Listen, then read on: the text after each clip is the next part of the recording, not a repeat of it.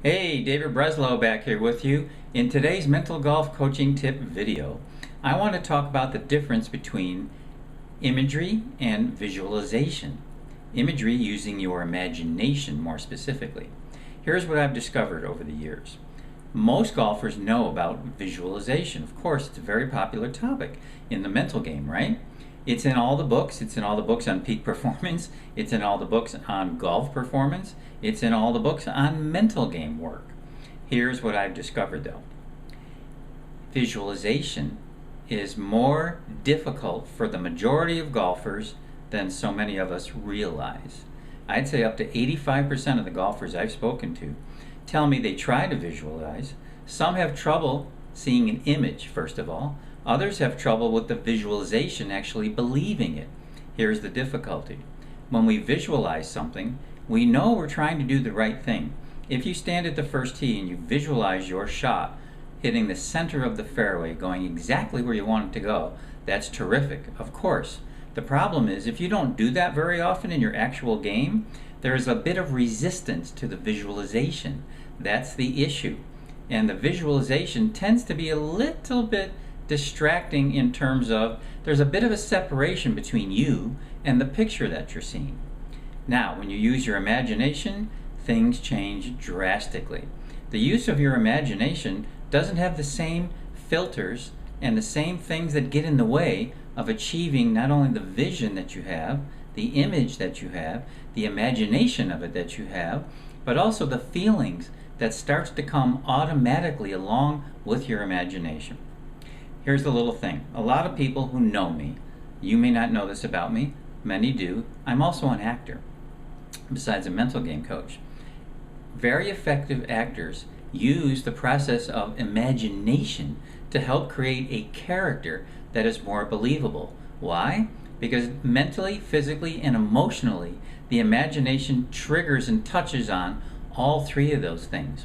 Visualization, think about this for a second, visualization tends to keep you a little bit away from the vision that you're trying to see. It's a mental picture. It's almost like it's over there.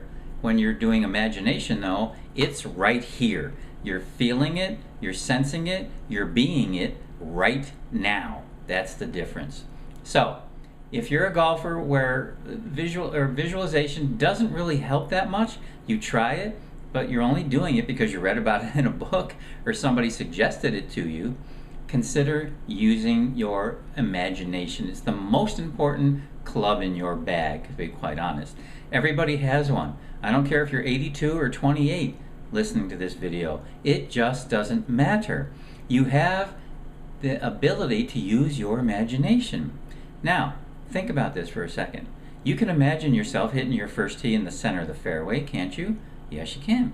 You can imagine yourself hitting your approach shot 10 feet, 12 feet away from the pin, can't you? Yes, you can. You can imagine yourself sinking 3-foot putts for birdie or for par, can't you? Yes, you can.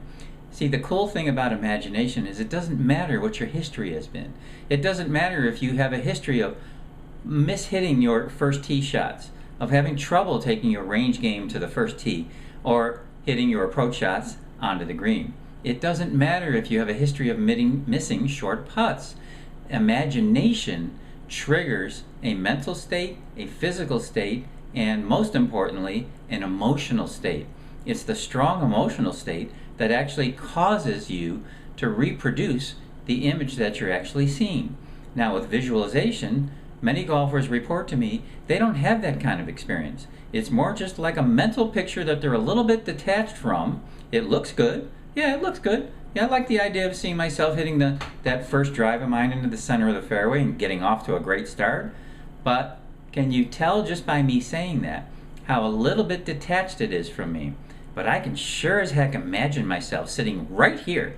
I can imagine myself standing up at the first tee. I'm going to close my eyes for a second.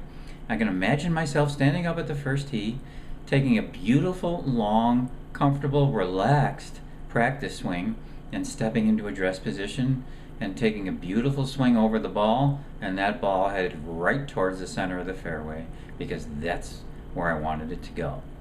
That image and the use of my imagination generates all sorts of nice, comfortable, great feelings inside my body. A smile will come to your face.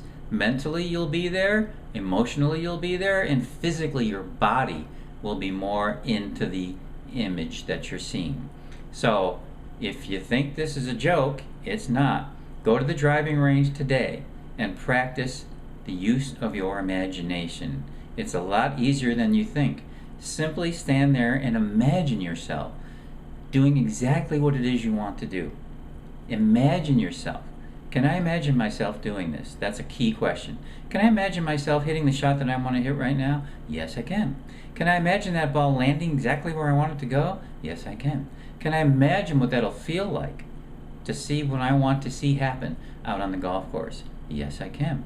Can I imagine myself playing a consistent round of golf today? Yeah, I can do that. I can imagine that. Try to visualize that, and I have a funny feeling you may have a little bit of resistance to that, especially if you have not done that before and you don't have actual experience with it. This is the key difference. Please get that. That's the key difference. You don't have to have any history at all. Use your imagination. It's current, it's real, it's everything you want to think, feel, and do. Dave Breslow, glad to be with you. Take this out to the practice range. See what it feels like on your own. Get your own test drive with it. We'll talk to you soon. Take care.